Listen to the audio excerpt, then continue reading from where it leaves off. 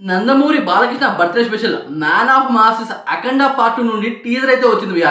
Teaser గురించి ఏం చెప్పాలి భయ్య, ఒకటి కాదు రెండు కాదు చాలా చూపించారు. టీజర్లోనే ఈ రకంగా చూపించారు అంటే ఈ మూవీ దసరాకైతే రాబోతుంది. దసరాకైతే ఖచ్చితంగా అనమాట 1000 కోట్ల మార్క్ టచ్ చేసే మూవీ బోయపాటి గారు తీస్తున్నారని క్లారిటీగా అర్థమైంది భయ్య. ఇక విషయానికి వస్తే ఈ మూవీ టీజర్ అయితే వచ్చింది. టీజర్లో బాలకృష్ణ గారి ఫస్ట్ లుక్ అనమాట ఏ రేంజ్ ఉంది భయ్య, నేనైతే ఎక్స్పెక్ట్ చేయలేదు. అఖండ మూవీలో ఒక రేంజ్ లుక్తో అయితే బాలకృష్ణ గారు అయితే ఉన్నారు, కానీ అఖండ పార్ట్లో ఆ లుక్ కాదు భయ్య, పూర్తిగా వేరే.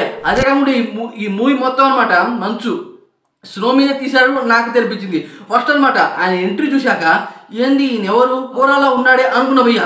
కాకపోతే తర్వాత టర్న్ చేశారు అతన్ని. వామ్మో, బాలకృష్ణ గారు ఆ లాంగ్ హెయిర్తో, ఆ గడ్డంతో, వైట్ గడ్డంతో ఏ రేంజ్లో ఉన్నాడు భయ్య. నాకు అనిపించింది బాలకృష్ణ గారి ఫస్ట్ లుక్కే అనమాట 1000 కోట్లు ఇచ్చేవచ్చు అని నాకు తెలిపించింది. అదే కాకుండా వేదం చదివిన సాధువు యుద్ధానికి దిగింది.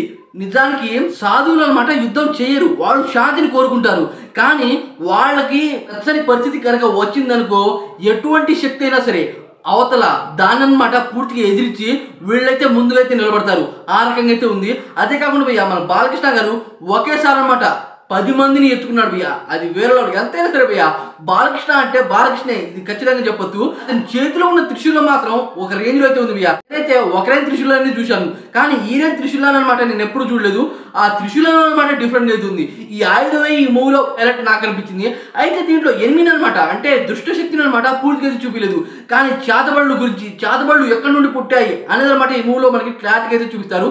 చేతబడులు చేశారనమాట అంటే ఒక దుష్ట శక్తి అమాయకుల ప్రాణాలు అనమాట బీభత్సంగా తీస్తుంది.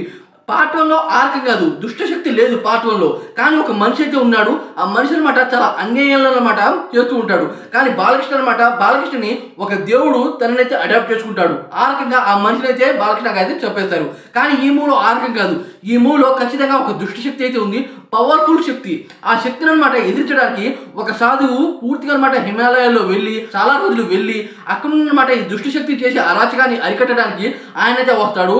ఓ నాయనో, ఈ కాన్సెప్టే చాలా డిఫరెంట్గా అయితే ఉంది భయ్య. నాకైతే నెక్స్ట్ లెవెల్లో నాకు అనిపించింది భయ్య. దసరాకి చాలా సినిమాలు అయితే ఉన్నాయి, కానీ నేను విధ్వంసం క్రియేట్ చేసే మూవీ, బీభత్స కలెక్షన్ వసూలు చేసే మూవీ ఖచ్చితంగా బాలకృష్ణ అఖండ 2 అని నాకు అనిపించింది భయ్య. తమనైతే నేను చెప్తున్నా కదా భయ్య, నిజంగా తమనైతే బాలకృష్ణకే భయ్య. ఆయన కొట్టే మ్యూజిక్ అనమాట బాలకృష్ణ గారికి అనమాట ఏ హీరో కూడా కట్ట కొట్టలేడు భయ్య, కానీ బాలకృష్ణ గారికి అయితే పూనకాలు వచ్చేసేయాలన్నమాట, ఆయనైతే కొడతాడు. ఇది నాకైతే మెయిన్ బాగా నచ్చింది. ఆయన విజువల్స్ అలాగే ఎలివేషన్స్ ఓ నాయన అనిపించాయి. నాకైతే ఈసారి బోయపాటి గారు తన కలెక్షన్లో అనమాట కొత్త కలెక్షన్ అయితే క్రియేట్ చేస్తాడు నాకు అనిపించింది. ఈ టీజర్ చూడగానే మీకు ఎలా అనిపించింది అనే డెఫినెట్ కామెంట్స్ వీడియోకి లైక్ చేయండి ఫ్రెండ్స్.